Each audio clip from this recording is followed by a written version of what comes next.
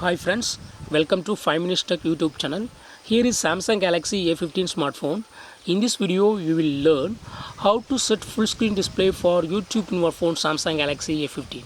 First of all, go to the settings of your phone here, then go to display, and here select camera cutout, and here select YouTube, and here you have to keep these settings to show camera cutout so that you can get full screen display.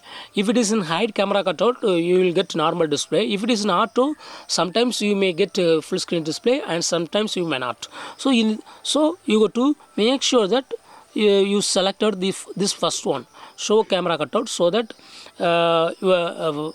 YouTube will be opening in full screen mode. Okay, so in this way you can easily set full screen display for YouTube in your phone Samsung Galaxy A15. That's all friends. Thanks for watching. Bye.